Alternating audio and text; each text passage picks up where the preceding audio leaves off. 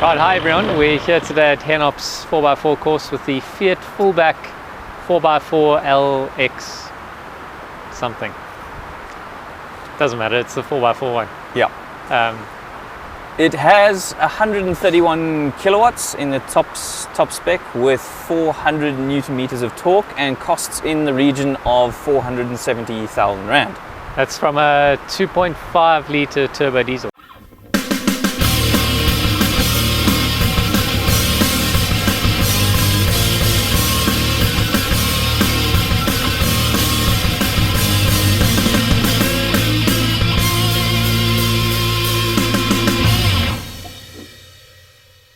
Okay, so let's get into it. The Fiat Fullback, first of all, the elephant in the room, it's actually a Mitsubishi Triton underneath, really. Yeah, it is, and that's obviously quite a big trend now in motoring. Yeah, where companies get together and they use the base of another person's car or something and make their own version of it. Yeah, very quick way to market for Fiat. Yeah. I mean, just go and take someone else's stuff and put a new body on it, and exactly. You don't have to build your own 4x4. Okay, so the actual profile of the car though looks quite a lot like the Mitsubishi Triton. It does. And I don't think that's necessarily a bad thing. I also don't think so. I think this looks quite nice actually. I enjoy it. My personal view is the back doors I've always not liked a hell of a lot. The back doors going into the rear end of the car, the way it swoops up like this, I think it looks a bit odd. But that's my personal preference, but I don't have anything against it. I mean, the new Hilux has fairly...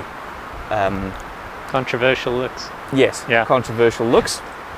Some things I do really like. You probably can't see with all the mud, but these are actually like chromed running boards, which are really very nice. As we mentioned in the video, they even come off with a couple of bolts, so that's great for when you're out 4x4ing, and the wheels that it comes with, I think. Yeah, they look cool. I think they look very cool. Yeah.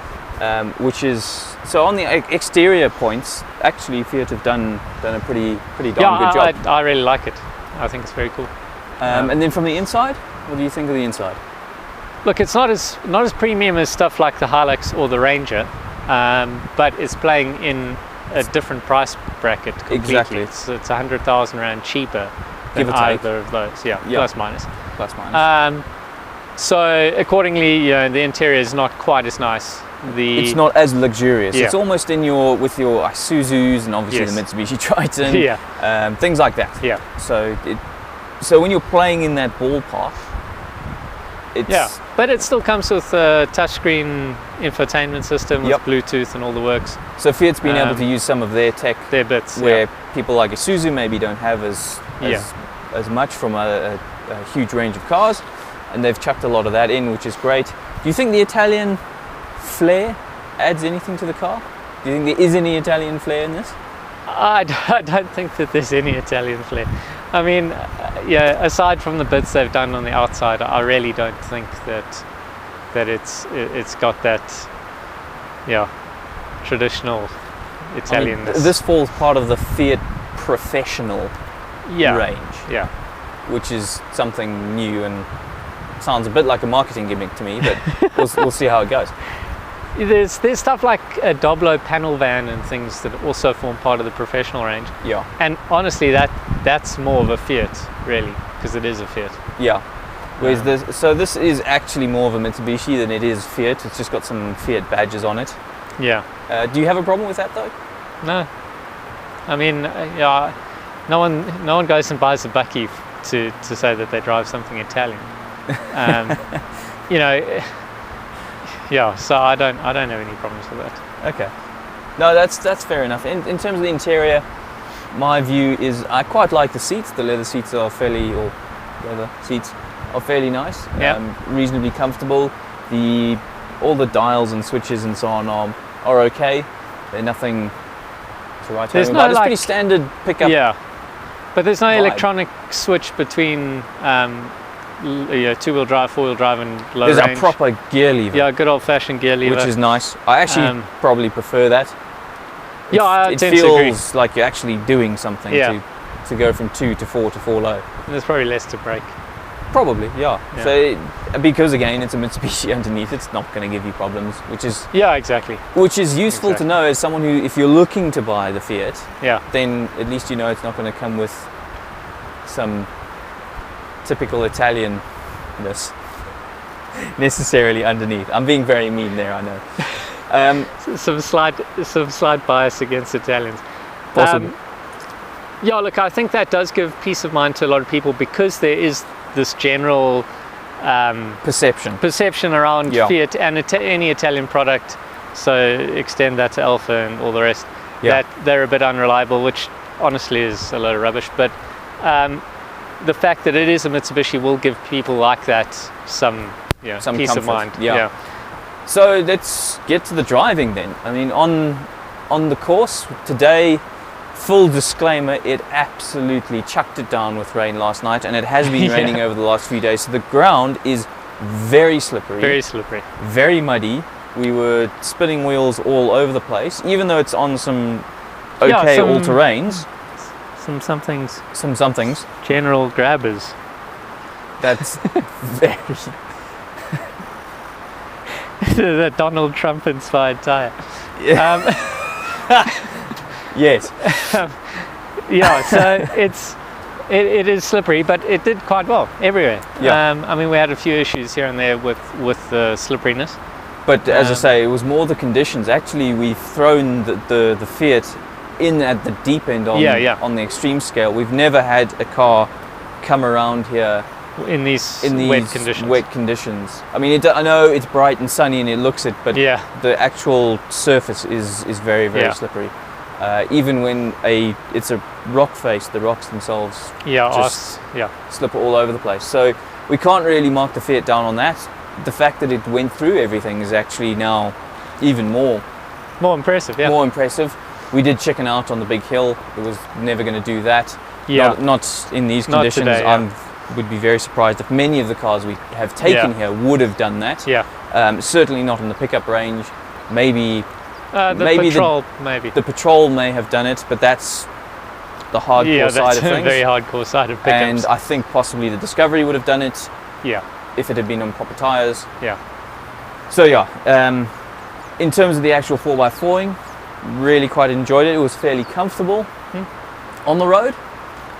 On the road, I must admit, you don't really notice that there's 131 kilowatts. I thought this was the 100 kilowatt version, when I first drove it.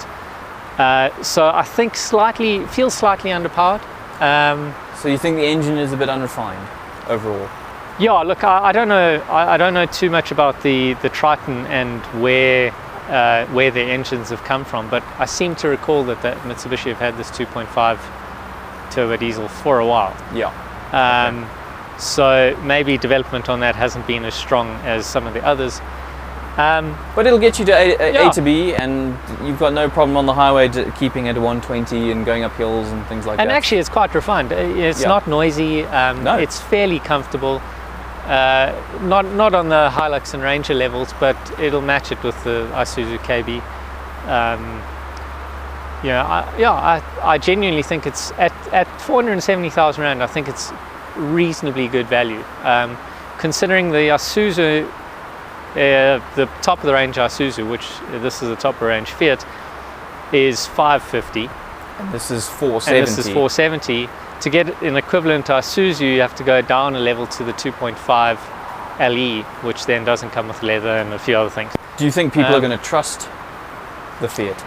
In South Africa, that is going to be their biggest issue. No one trusts Fiat. Even though they've named it the Fullback, and there are obviously the rugby connotations to that. Unfortunately, the Fiat dealer network has not got the best reputation. No, and I think for good reason. Yes, agreed. To be fair.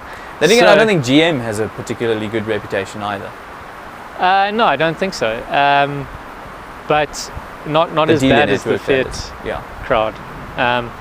And so if you're going to buy a Ford or a Toyota, they're really going to look after you. You're spending almost more than any other of their cars. So they do look after you. And because it's such a big seller for both companies, they have to. They've got to make sure. Fiat, on the other hand, really small manufacturer here in South Africa. They don't sell a lot of cars anyway. That's going to be their biggest hurdle. I think they've done the right thing so far, in that they've priced it fairly competitively. There's a lot of kit, as standard, that sort of stuff. So we just have to see now. Basically, what we're saying is the price is what is probably going to win people over. Yeah, if people can overcome the perception of, I'm driving a Fiat. And there should be no perception, but unfortunately in this country there is. Yeah. Which isn't great. No. But getting back to the 4x4ing, we noticed the running boards. Yeah. We've had plenty of problems with running boards on other pickups. In the past, yeah. And these ones, we scrape them every now and again, but nowhere near as much. Yeah. Yeah. I'm not quite sure why that is, but it was pretty impressive. And they are actually made out of a fairly solid piece of metal, where a lot these days are just plastic, which can bend, and so that's fine, I guess. It bends and then bends back. Yeah. The worst ones are the ones where it's like aluminium trimmed or chrome trimmed, because that just gets ruined. Bends and then that's it. So either full aluminium like this is nice, and then your plastic if you must. So in conclusion, what can we draw from the Fiat Fullback? Is it a team player? There's a super cheesy line for you. But genuinely, is it a good car, bad car? Do you think it fits into the market well? Does it do enough to distinguish itself? I can understand why Fiat have tried to get into the market. In South Africa, the bakkie market is huge. They see Toyota and Ford selling thousands of the things. You'd understand why they'd want the slice of that exactly. And I think they've chosen the correct platform for the car, going to Mitsubishi, being Japanese and having a general reputation for being very reliable and solid.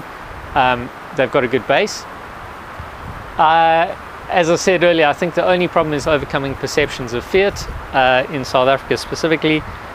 But do you think they've done enough to distinguish themselves from the Mitsubishi? I don't think Mitsubishi sell a lot of Tritons here anyway, so I think that it looks different enough, and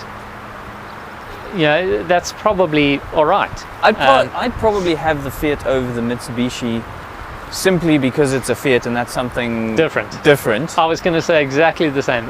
If I was going out to buy a bakkie and I didn't have enough for a Ranger or a Hilux, I would likely end up in this just because it's different, for no other reason. And as I said, you've got the peace of mind that the Triton's been around for a while and it doesn't have a bad reputation. So from that perspective, you're doing all right.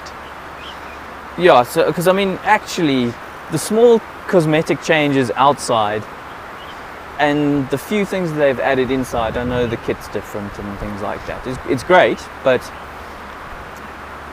from a purely objective point of view, I'm not sure that they have really made a hugely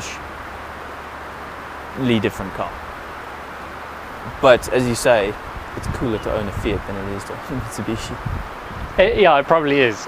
Whether it's cooler amongst the bakkie crowd to own a Fiat than a Mitsubishi is probably debatable. So this is This is for the alternative crowd. This is for it's the for someone who's got no preconceived notions of what it means to own a pickup or a bakkie. It's probably for the more sort of wet behind the ears bakkie owner, rather than a hardcore. Feels unpretentious to me. Yeah. And that it's got no. It's got nothing. Yeah. There's no history behind it. None of that. You're just the new kid on the block. Let's see what you can do. Yeah. And no one's got no one's yet got all the jokes that go with Hilux ownership, Ranger ownership. Everyone's always got a chirp depending on which camp you're in. Yeah. There's nothing here. This one's not even in a camp, it's somewhere else. Yeah.